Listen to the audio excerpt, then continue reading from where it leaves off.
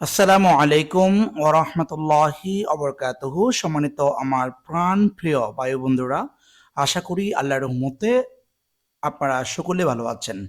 আজ থেকে আমরা আলোচনা করছি আমাদের পঞ্চম শ্রেণীর শিক্ষার্থীদের জন্য 2024 সালের যে টেক্সট বুক বের হয়ে আছে নতুন, সেই বই থেকে আমরা আজ থেকে ধারাবাহিক ক্লাসগুলো শুরু করছি। আমি আশা করব আপনারা অবশ্যই এই ক্লাসগুলো ধারাবাহিক দেখবেন এবং এগুলো যদি দেখেন তাহলে আপনাদের সন্তানদের জন্য খুবই উপকৃত হবে। এবং আমি এগুলো আমাদের নতুন যে বই দিবে আপনাদের 2024 সালে, যে বা আমরা তো আগে পেয়ে যাচ্ছি, যে এই বই থেকে প্রত্যেকটি লাইন থেকে বাক্যগুলো নিজের মতো করে সংগ্রহ করে বা নিজের মতো করে তৈরি করে ক্লাসগুলো রেকর্ড করছি। আর আপনার যদি ক্লাসটি থেকে ভালো লেগে থাকে অবশ্যই শেয়ার করবেন এবং আমার চ্যানেলটি আপনারা একটু সবাইকে সাজেস্ট করবেন, সেই অনুরোধটুকু আপনাদের কাছে রাখছি। আচ্ছা, তাহলে আমরা কথা না বাড়িয়ে আমাদের মূল ক্লাসে চলে যাই। আজকের ক্লাসে আমরা একে একে 10টি বাক্য আলোচনা করব।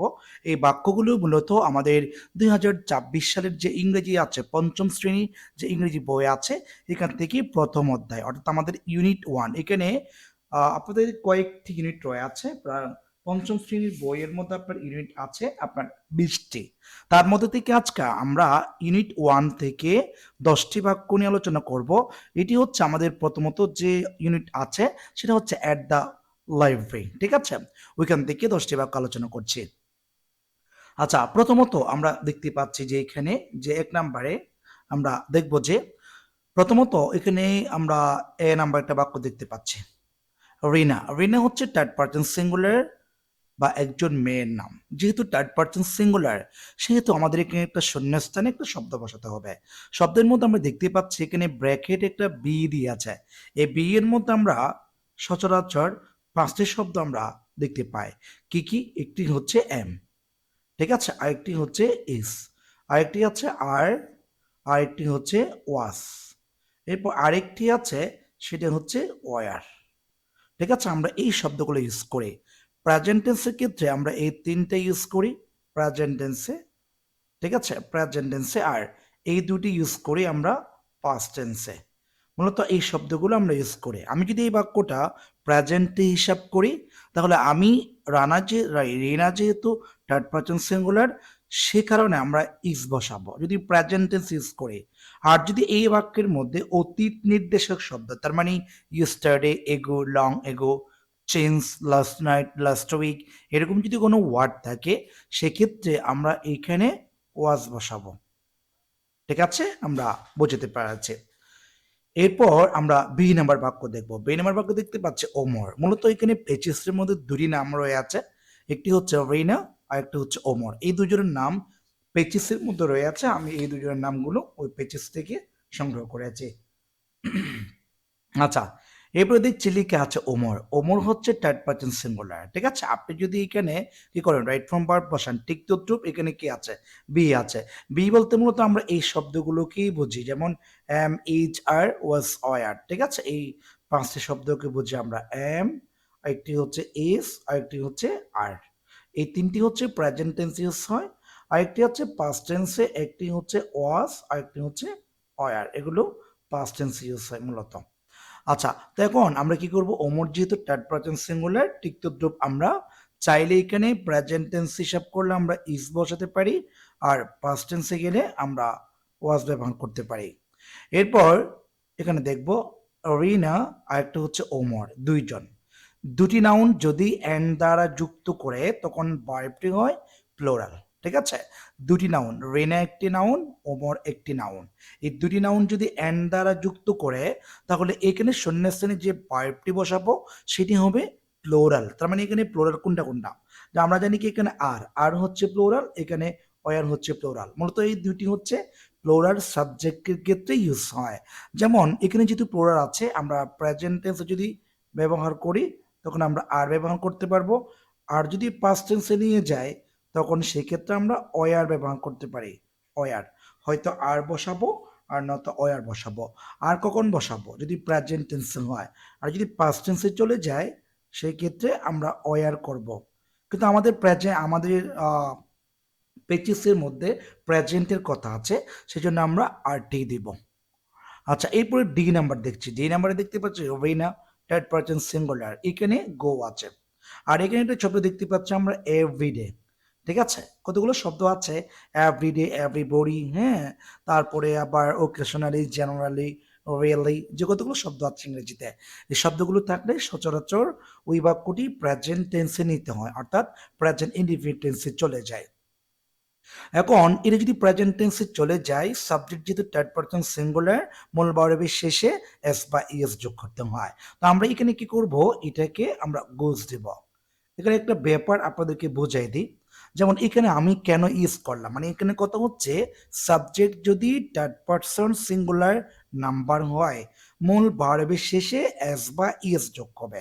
আচ্ছা, আমি বললাম এখানে একটা এস আর একটা হচ্ছে ইএস, এই দুটো যোগ হবে। আমি এখানে কেন ইএস যোগ করলাম?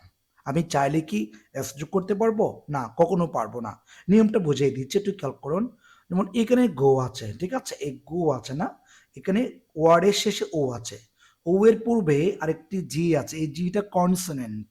আমরা জানি কি মোট ইংরেজিতে বর্ণ হচ্ছে আপনার 26টি, দুই ভাগে ভাগ করি, একটি হচ্ছে কনসোনেন্ট, একটা হচ্ছে ভাওয়েল।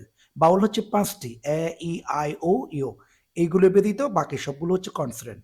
যদি কখনো কোনো একটা ওয়ার্ডের শেষে ও থাকে, তার পূর্বে যদি কনসোনেন্ট থাকে, আমরা এই শব্দের শেষে সর্বদা এস যোগ করব, কখনো এস যোগ করতে পারবো না। আরেকটি ওয়ার্ড আছে, সেটা হচ্ছে মনে করুন ব্যাম্বো, এই যে বি এ বি ও, ঠিক আছে, ব্যাম্বো। এখানে শব্দ শেষে একটি ও আছে, তারপর বা আরেকটি ও আছে, আমরা এটার সাথে কি যোগ করব, এস যোগ করব। তার মানে বোঝাতে চাচ্ছি, যদি কখনো কোনো একটা ওয়ার্ডের শেষে ও থাকে, তার পূর্বে কনসোনেন্ট থাকে, আমরা এস যোগ করব, আর যদি ভাওয়েল থাকে আমরা এস যোগ করব। ক্লিয়ার? ওকে। এই জন্য আমরা এখানে গোস করব। গোস মানে হচ্ছে এই যে গো এর সাথে আমরা ইএস যোগ করলাম, কেননা আমার সাবজেক্টই হচ্ছে থার্ড পারসন সিঙ্গুলার। সাবজেক্ট যদি থার্ড পারসন সিঙ্গুলার নাম্বার হয়, মূল ভার্বের শেষে এস বা ইএস যোগ করতে হবে প্রেজেন্ট ইনডিফিনিট টেন্সে বা প্রেজেন্ট সিম্পল টেন্সে। আচ্ছা, এটা শেষ করলাম। তারপরে দেখবো আমরা এই নাম্বারটা। এই নাম্বারে আমরা দেখতে পাচ্ছি সাবজেক্ট আছে, এটি থার্ড পারসন, কিন্তু সিঙ্গুলার না, প্লোরাল। কেন না? দে মানে হচ্ছে তারা, তারা কখনো একজন না, তারা হচ্ছে অনেকে। তো অনেকে যেহেতু আছে, সেটি হচ্ছে প্লোরাল। এখন বাক্যের সাবজেক্ট যদি প্লোরাল হয়, এখানে আমরা বলেছি টু হ্যাভ। টু হ্যাভ মানে to have verb. To have verb বলতে আমরা তিনটি শব্দকে বুঝি। একটি হচ্ছে হ্যাভ, ঠিক আছে, আরেকটি হচ্ছে হ্যাজ, আরেকটি হচ্ছে হ্যাড।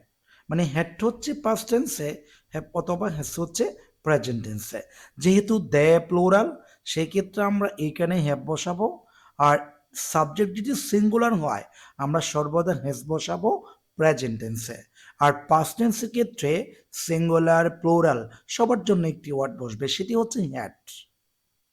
আচ্ছা, তাহলে আমরা বিষয়টি বুঝতে পেরেছি। এরপরে আমরা এফ নাম্বার দেখব। এফ নাম্বারে আমি আপনাদেরকে একটু ক্লিয়ার করে বোঝাতে চাচ্ছি, একটু খেয়াল করবেন। এফ নাম্বারে লেখা আছে এখানে দে হ্যাভ, মানে একই বাক্যটা দুইবার করে লিখেছি। দে হ্যাভ, এখানে একটু লেখা আছে they have come to the library.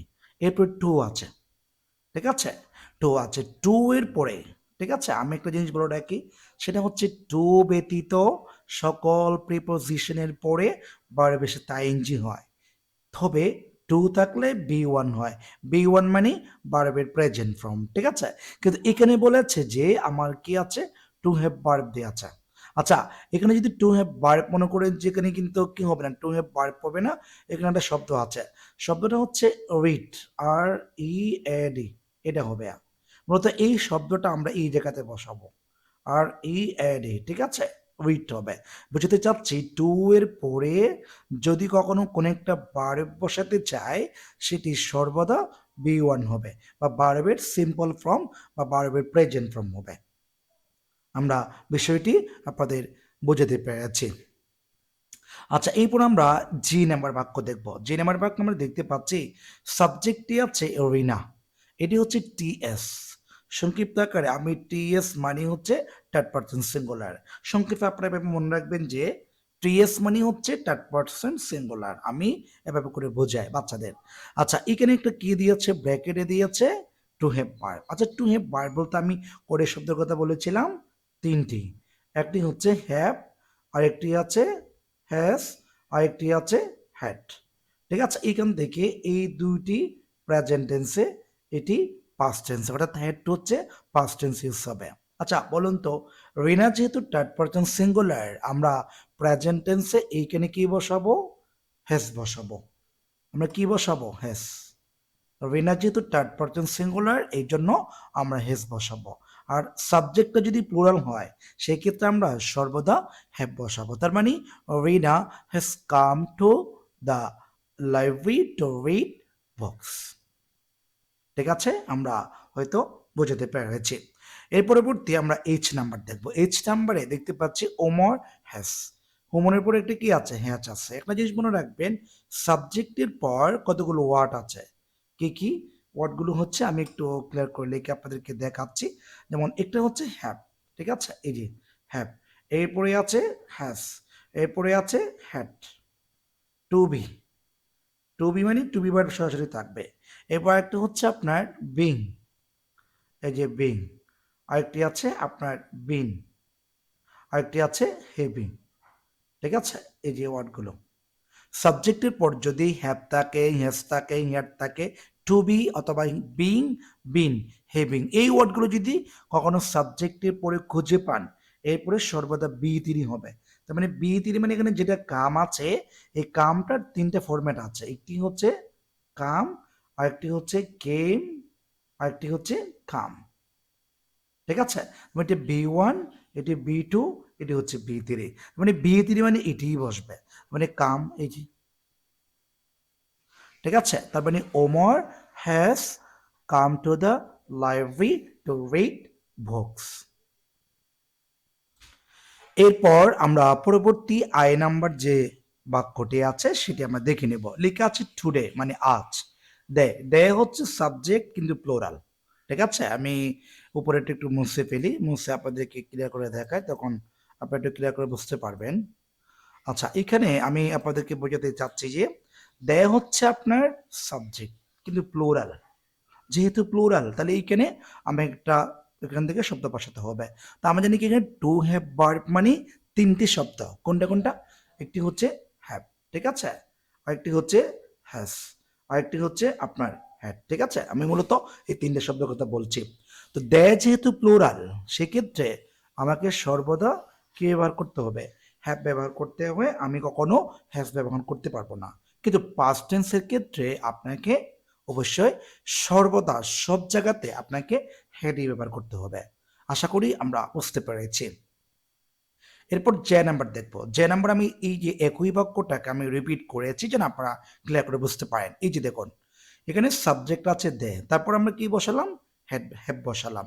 তারপর এই যে সাবজেক্টের পর যদি হ্যাভ থাকে, সাবজেক্টের পর যদি হ্যাভ থাকে, এরপর আপনাকে অবশ্যই বি তৈরি করতে হবে। তার মানে এখানে যেটা ওয়ার্ড আছে সি, এটার তিনটে শব্দ আছে। কি কি? একটি হচ্ছে সি, আরেকটি হচ্ছে স, আরেকটি হচ্ছে সিন। ঠিক আছে, সিন অর্থাৎ এটি হচ্ছে ভার্বের প্রেজেন্ট ফর্ম, ভার্বের পাস্ট ফর্ম, একটি হচ্ছে ভার্বের পাস্ট পার্টিসিপল ফর্ম। অর্থাৎ হ্যাভ থাকলে এরপরে অবশ্যই বি তিরি হবে, তার মানে সিন হবে। They have seen a new girl in the library. আশা করি আমি আপনাদেরকে বোঝাতে পেরেছি। এটি হচ্ছে 2026 সালের আপনার বইয়ের প্রথম অধ্যায় থেকে আজকে 10টি বাক্য আলোচনা করছি। পরপর আমি আরো এই প্রথম অধ্যায় থেকে বা ইউনিট 1 থেকে পরপর আমরা 2-4টা ক্লাস আপলোড করব। আমি আশা করব আপনারা আপনাদের শিক্ষার্থী বা আপনার সন্তানকে যদি খাতায় নোট করে এগুলো যদি লিখে লিখে শেখাতে পারেন, সেক্ষেত্রে আপনার জন্য সবচেয়ে একটি গুরুত্বপূর্ণ কাজ করবে।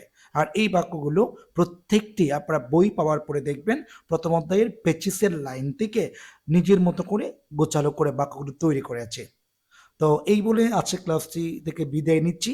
সবাই ভালো থাকবেন, সুস্থ থাকবেন। আসসালামু আলাইকুম ওয়া রাহমাতুল্লাহি ওয়া বারাকাতুহু।